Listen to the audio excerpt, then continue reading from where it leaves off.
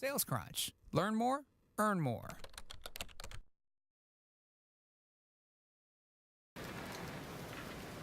So crash course in slide design. Let's move on a little bit to the flow of the presentation, to the flow of the deck. And a lot of investor presentations start like this. The agenda slide comes up, and basically what it is, I'm going to summarize to you what I'm going to say. I'm going to say it in the presentation, and then I'm going to summarize again to you what I just said, just to make sure that you get it. So you use the technique here of repetition. And when do people resort to repetition, particularly in education, in schools, if your brain really does not want to absorb this material, you keep on pounding it up and pounding it up and pounding it up, and at some stage the resistance snaps, and finally you will be able to memorize what 3 times 7 is 21.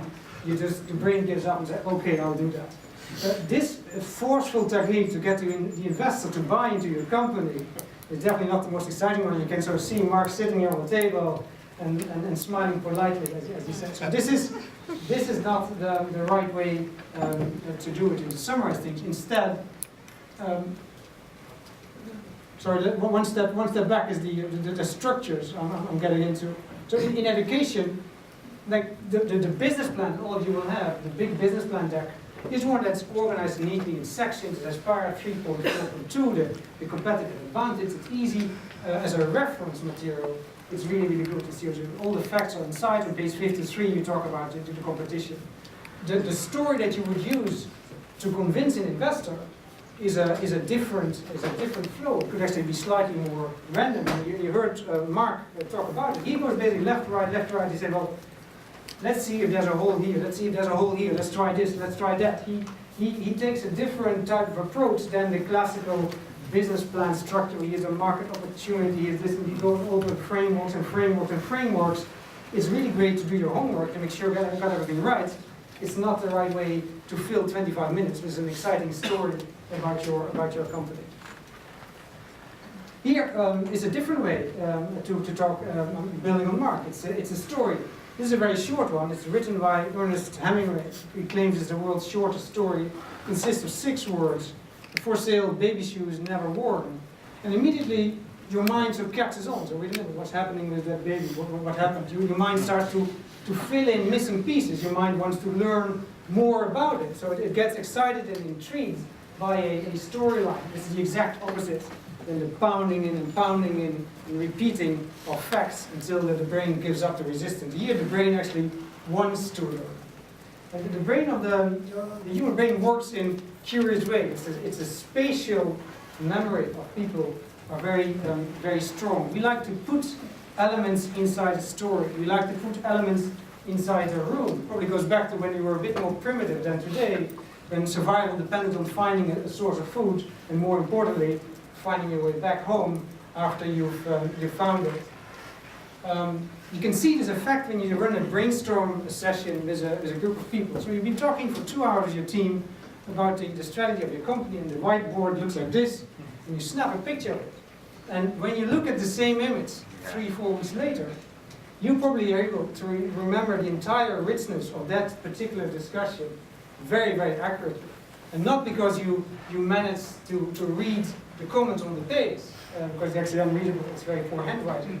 But somehow your brain has given the content of discussion a space, two-dimensional space, and stored the entire richness of the discussion back in there. So this is how we remember things, to put things in spaces, 2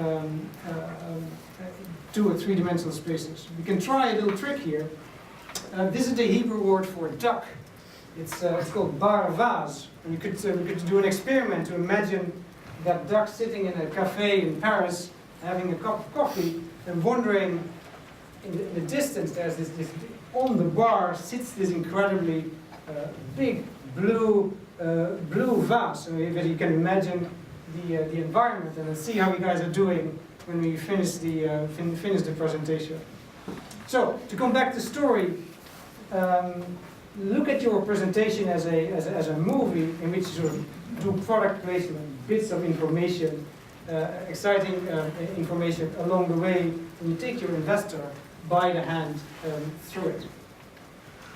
How do you design that story? How do you get from your business plan structure to a story that could be exciting to an investor?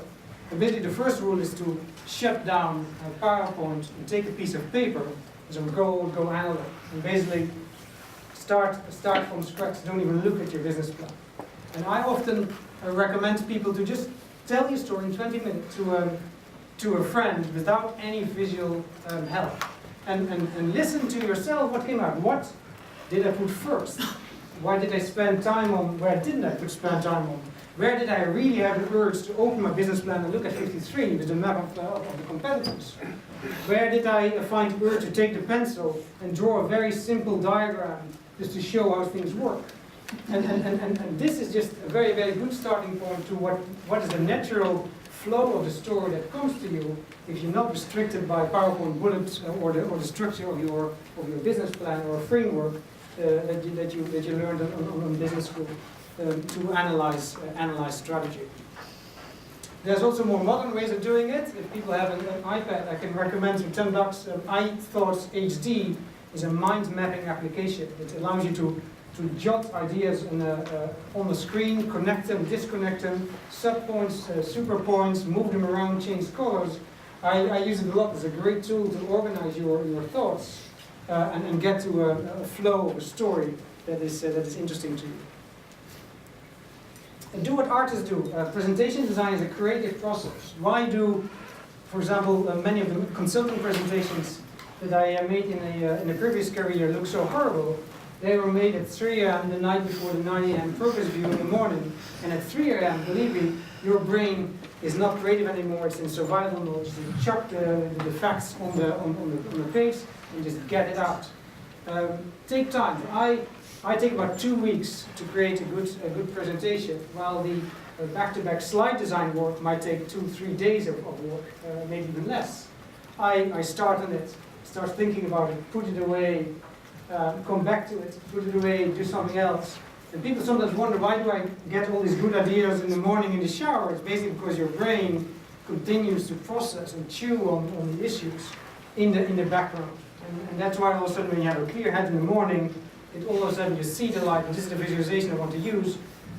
Write it down to not lose the idea, and continue and use that approach. So maybe in the bathtub like Dali does, or some other place. So I'm switching now to the content side of specifically of the investor presentation. So there's a little bit of a crash course on graphic design and story design. And let's talk about the VC pitch presentation in a bit more detail. It's important to understand that the presentation is just not the slides. The slide is the black box. All the other stuff is the white stuff. It's just not only about the content of the slides. And Mark described it similar. Basically, people almost decide based on instinct and actually post-rationalize a decision often based on facts. It's that intuitive, that gut feel that you need to get right with an investor. People probably wouldn't admit it, someone who don't read the facts, but there's a chemistry and energy that people try to catch. And this is very important. Mark said, I want to see the team slide up front. That's correct, but what he also is doing, he's actually looking at you presenting. And even he could do that when he gives you a piece of Alice in Wonderland to explain. He would still get an impression, like, and ask a question, how do you answer, how do you interact with the audience, all the things that are not written down in the slide deck. You are on stage, and basically the presentation is almost an excuse to figure you out as a person. Here you are, we stand in front of you, we spend 45 minutes with you. Let's see how that works. What sort of interaction, what sort of chemistry do we get, what general impression do we get of you as a person? It has nothing to do with any of the information that sits in the slide deck. So two components. The facts would say, like, convince me that your business is a really good business, that your product is a really good product. The second one is actually convince me that you as a person are able to sell this product, which is equally important to the success of the business. And there's a few, let's say, hygiene factors or red flags that you need to be where one is a very important one is integrity. Like if people have a sense that there's an integrity issue, this is not a good team. So make sure that you sort of create an open dialogue and be as honest as possible in your presentation. Again, nothing to do with what you can write on the slides. It's all how you behave and how you are as a person. Sense of realism. So it's like you get a question about competition. We have no competition. So there's two situations. 5% of the cases you really have a really, really great business.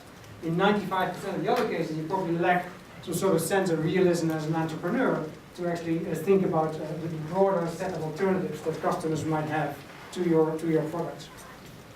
How do you respond to feedback? So Mark, as an experienced investor, might ask you a very good question, even one that you don't know the answer to respond to. You can say, you can try and make up the answer, or you can simply say, I don't know. So interesting point.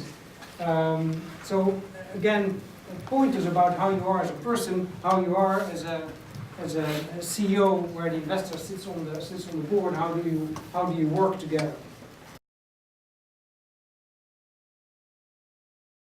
SalesCrunch. Learn more, earn more.